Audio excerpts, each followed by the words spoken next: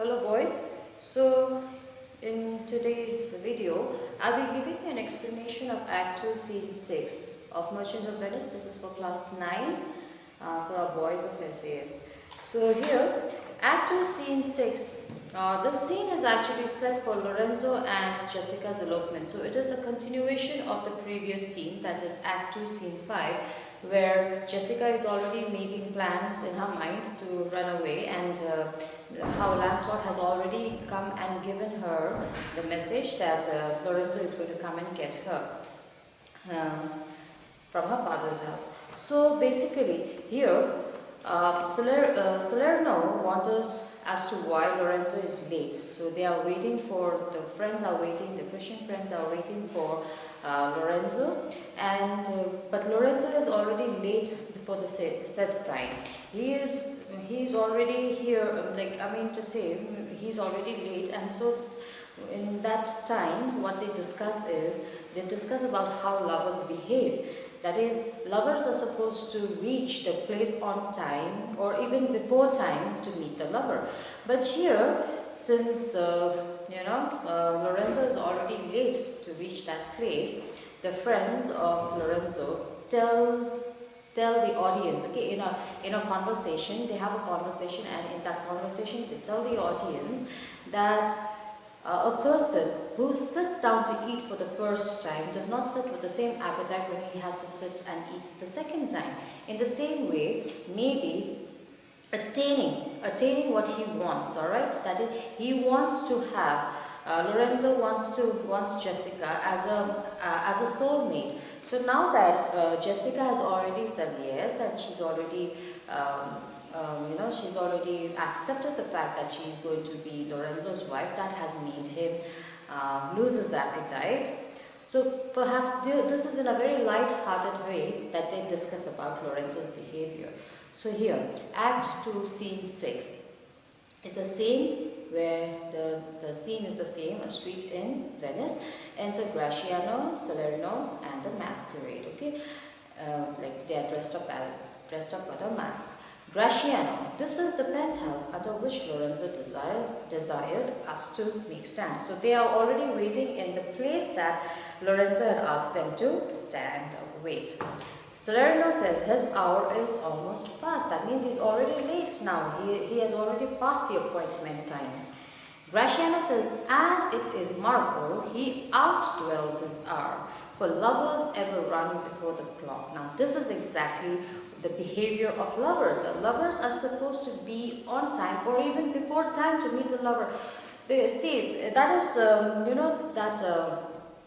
that anxiety, that feeling comes with that strange feeling that comes to meet your lover. That is not seen in Lorenzo. That is what Graciano says. He outdwells his hour. That means he's already late for the time. Salerno says, oh, 10 times faster Venus's pigeons fly, to see love's bond, new made, than they are wont to keep obliged fate unforfeited.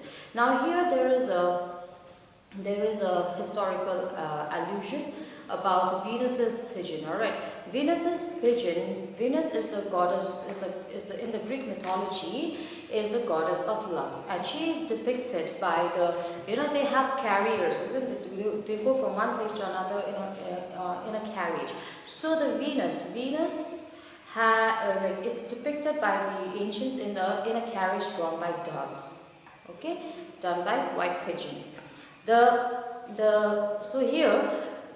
So that Venus can be able to reach a place 10 times fast. Now, if there is a squabble, if there is a fight between the lovers, it is the work of Venus. It is said, okay, according to mythology, it is said that Venus goes around 10 times faster and seals a love bond. So here, the reference of Venus's pigeon made by Salerno here is to seal the love's bond new made, so that they do not forget the promise that they have made to each other. So to keep obliged fate unforfeited, all right, so that they do not fail each other. So the Venus, okay, the goddess of love, goes around in a carriage drawn by dove to make sure that the lovers do not break their promise of love for each other. Now, Graciano says that, now he gives examples. He gives very subtle examples, but very, it's very important. So it's very easy to understand. Rational, he that ever holds or risen from the feast. Now he gives an example of a person who sits down to eat for the first time. Now just imagine you're sitting down to eat when you're very hungry. Your appetite is going to be very big, isn't it? So imagine after you've already finished eating, you go on for a second round. Will you be able to eat with the same appetite? You will not, isn't it? So this is the example he gives. First, this is how lovers behave. After they have attained the importance, okay, whatever importance that they had to get from the lover, if they have attained it, they start losing interest. So that is why he says, first example he gives is the person who sits down to eat for the first time. He eats with a good appetite, but if he sits down to eat again, after he's eaten first, when he sits down to eat again, he will not be able to eat with the same appetite. Now, second example he gives is that of a horse. He says, where is the horse that doth untread again his tedious measures with the unabated fire? Okay, here untread means retrace.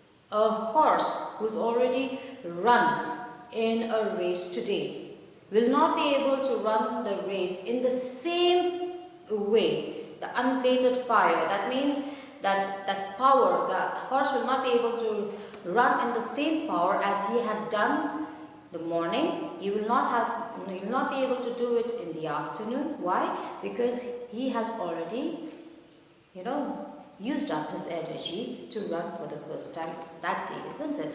So here, then he did praise them first. All things that are with more spirit chased and enjoy. That means persuasion. Persuasion. When you start pursuing somebody, that persuasion, alright, that interest in that person will be more when you are pursuing, when you're going after somebody, when you want the attention of a person, when you're going after somebody, that attention, you crave for that person's attention. But once that person starts giving you whatever desired attention that you want, you will start losing interest. Now this is said by Graciano, who is another fool. Like I told you, he gives very subtle examples of day-to-day life, but it's a very powerful one. So that is how he tries to explain to us what might have happened to Lorenzo, why he might have been late. Alright. So here, how like a yonder or a prodigal. Prodigal means a person who squanders. Now this does not have the historical allusion, but here the reference is made to a person, with a person, like a ship, okay, a ship and a person. He says like a ship, before it sails and when it's docked, alright, it's painted and it looks, the sails are new. Now you don't see sails because now you have more modern ways of navigation and sailing, but in olden days they used to have those white cloth, the canvas, they used to draw it down, and with the help of the wind they used to sail. Alright, so here it refers to that. Before the ship sails, the sails in the sea, the sails of the ship, the white canvas is drawn down and it looks very, very neat and it's all new and everything. And imagine that ship has to go through a journey. When the ship goes through a journey and comes back, will this ship come back with the same condition? It will not. It will be battered. The sails are going to be battered by the wind, isn't it? It's going to be torn. So it is not going to look like the same new ship that sailed in the first place. When it comes back, it is going to definitely look much more older. So here he gives another example. The other example is that of the ship, and says this ship comes back scarfed bark puts from her native bay. Native bay means from where the ship had started. Her here refers to the ship. Hugged and embraced by the strumpet wind. What caused those canvas to tear is because of the strong winds in the sea. How like a prodigal doth she return. Now she returns like the prodigal, the squandered, the wasted, ship because when it comes back with all that battered and all that worn out sails, with over-weathered ribs and ragged sails, lean, rent and bagged by the strumpet wind. This is how the ship returns. The ship returns lean, rent. Lean means it comes back looking very sickly, thin, rent and beggared by the strumpet wind, by the strong wind. Okay, so Salerno says, here comes Lorenzo, more of this hereafter. Now they see Lorenzo coming and they say, oh, okay, we are going to talk about this more afterwards. Then Lorenzo enters. Lorenzo says, sweet friends, your patience for my long abode. Not I, but my affairs have made you wait. So he says, he comes and apologizes to his friend. He says, like, it is not me who got you waiting. It is actually my affairs. Affairs means it was something that I had to do. My work, it was my work that made you wait. When you shall please to play the thieves for wives, I'll watch as long as you did then. Okay, so then he promises, I'm also going to wait for you as long as you did for me, when you also think of running away with a woman. So this is the promise he makes to his friend, and he says, like, even I'm going to wait for you as long as you waited for me. Approach, here dwells my father, Chew. Oh, who's within? Then they're standing underneath Jessica's house. Okay, then he thinks it is the Jew and says, who's within? And it is not Shylock. It is not Shylock, but it is Shylock's daughter, Jessica. And Jessica above in the boy's clothes. She's already dressed up as a boy, and she appears in front of in the balcony. Jessica, who are you? Tell me for more certainty. Why are they saying this? Is because it's night. Okay, one thing you'll have to remember is it's already dark and they cannot see each other. So they have to make sure that it is the person that they are waiting for. So that is why Jessica says, who are you? Alright, although she does recognize Lorenzo through his voice, but then she just has to make it more pretty sure that it is Lorenzo and no one else. So who are you? Tell me for more certainty. Albert, I'll swear that I do not know your tongue. That means although. Albert means although. So she's Albert. So she says, although I do not know who is speaking. Alright. Lorenzo says, Lorenzo and I love Jessica. Lorenzo certain and my love indeed. For who love I so much? That means she confesses her love. And now who knows but you, Lorenzo, whether I am yours? Okay, so here is they are making confessions of love to each other. Jessica, till now we just knew that both of them were in love, but now we see the actual love between these two couples. So Lorenzo says, heaven and thy thoughts are my witness, that thou art. Jessica says, here, catch this casket. Now she's already made preparation. Now she's already holding a box in her hand, and this is what she's passing it to Lorenzo and says, like, here, catch this casket, this box. It is worth the pains. I'm glad this night you did not know, look on me, for I am much ashamed of my shame. Then she says, I'm so happy that it is dark and you are not able to see me, because if you did, I would be very, very, very ashamed. Why ashamed? Because I'm already wearing the clothes of a boy and I know that I'm looking ugly. She wants to, for any woman, for any girl, she always likes to look her best in front of a man, isn't it? So that is why she says, I'm so ashamed I'm dressed as a boy and I'm like, I don't look good. And then she says, but love is blind. She makes a statement. She says, but love is blind. Although we can see each other, but I know love is blind, and lovers cannot see the pretty follies that they themselves commit. For if they could, Cupid himself would blush to see me thus transformed to a boy. Now she makes a statement saying that love is blind, but lovers cannot see the mistake. Alright, folly means mistake that they make. And she puts in and says, but if they looked at each other and if they saw each other's mistake, then Cupid is the angel, is a symbol of love. Have you seen those cute little seraphims, little angel, child angel holding a bow, and it is believed that in whichever direction that the Cupid throws the arrow, that person is supposed to be love struck. So that is Cupid, okay? So it's a messenger of love, so represents love also. So it says Cupid himself would blush to see me thus transformed to a boy. So she says Cupid also would be very ashamed to see me, to see that I have changed my clothing into a boy's clothing. Lorenzo says, descend, come down, for you must be my torchbearer. Then Jessica says, what? Must I hold a candle to my shades? They in themselves, good suit, are too light. Why, 'tis an office of discovery, love, and I should be obscured. Alright, so she says, like, come on, I want to be hidden, and now what you're doing is like you want me to be, more shameful by showing myself off, because I'll be holding the light, and people will be seeing me, like you'll be seeing me more, and in that case, I will be showing myself off more to you, and which I do not want to, because I know I'm looking very ugly. So now, and it's going to be an office of discovery. You're going to look at me and you're going to find out that I do not look pretty. So I should be obscured. That means obscured means hidden, and I want to be hid.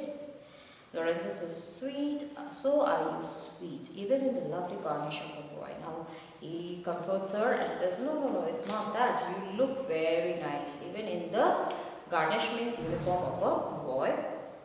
But come at once, for the close night doth play the runaway, and we are stayed for at the Sanyo's feast. Alright, so at this particular time, now please do not waste any time, come down immediately, because this time that we get, okay, that we've got, should be enough to run away. Because everybody is busy at Bassanio's house feasting, and so says, come on, let's go quickly. Jessica says, I will make fast the doors and gild myself with some water cats and be with you straight. Alright, so here, as we've already seen, she is a naive and witty woman, but then she is a very ungrateful daughter. She betrays her own father, so she says, like, also steals from him. And so Jessica here, she says, like, okay, I'm coming down immediately, but now let me just pass the doors, let me just lock the doors and gild myself. That means let me just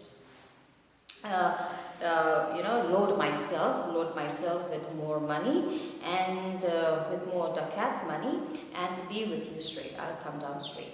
Graciano says, now by my word, a gentle and no Jew. Now why does he say this? Is now by my word, a gentle and no Jew. That means you're no longer a Jew. You're now a Christian. You're a Christian. Okay, I swear by my word, she's a Christian and not a Jew. Lorenzo says, beshrew me, but I love her heartily, for she is wise, if I can judge of her, and fair she is, if that my eyes be true, and true she is, as she had proved herself, and therefore herself wise, fair, and true, shall she be placed in my constant soul. Now he's saying all this when Jessica, she's already gone inside, she's locking the door and taking time to come down. He's basically talking in another side, talking to himself, okay. He's talking to himself, he's talking to the audience. It's his thought, it's a soliloquy, it's kind of a soliloquy where he is talking to the audience in the form of a thought, okay. So when he's sitting down, because during this time, during the Elizabethan times, they did not have this technological advancement, so even if they were thinking, they had to think it aloud, they had to speak it out. So because they could not play it in the background, so all the actors had to speak it out. It was like, I'm thinking this, so this is what he's thinking and he's saying, okay. And in a soliloquy, which is a device, especially here found in Shakespeare's plays, okay, also devised by him, also exposes the rational thought of the speaker, and will also tell you in his soliloquy what the person decides to do later.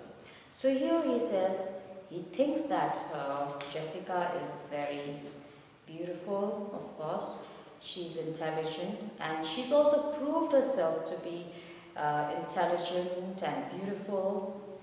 Like in the lines, see here he says, and true she is, as she had proved herself, and therefore like herself, wise, fair, and true. This is what Lorenzo thinks Jessica is. Shall she be placed in my constant soul? That is why he's going to love her forever. Enters Jessica below. Then when he's thinking all this, Jessica comes in and says, why art thou come on gentlemen's way?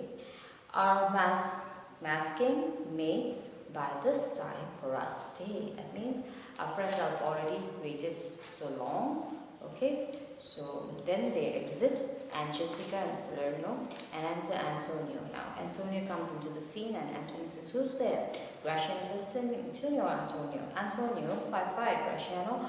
Where are all the rest? Now they're already running away. These people have already exited the scene. Okay, Jessica and Lorenzo have already exited the scene when Antonio enters. Okay, so here Graciano and Antonio are talking to each other, and then Antonio says, why are you here? Shame on you. 5 means shame on you, gentle.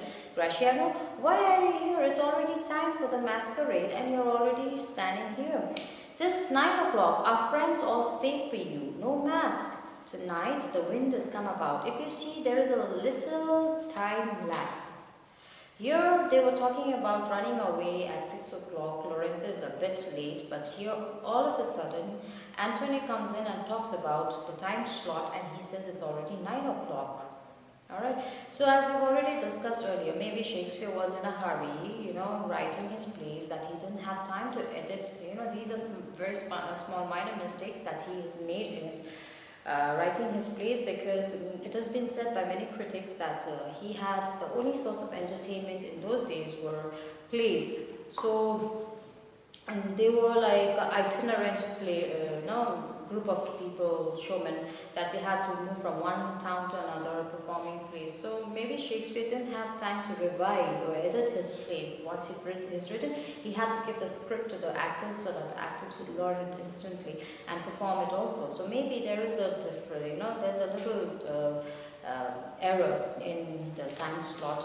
Maybe he hadn't paid attention to it. So anyway, so Bassanio presently will go abroad. Now, so see here, they also have been talking about the dinner, but here dinner has never happened, because Bassanio, what Antonio says is that Bassanio is already leaving for abroad. Abroad here is he's already going to Belmont. I have sent 20 out to seek for you. Then Graciano, why does he look for Graciano? Is because if you remember, Graciano had asked Bassanio to take him to Belmont. Alright, so that is why he had to accompany. So in that case, because Bassanio is already leaving, so Graciano was nowhere to be found, so that is why Antonio went around looking for Graciano.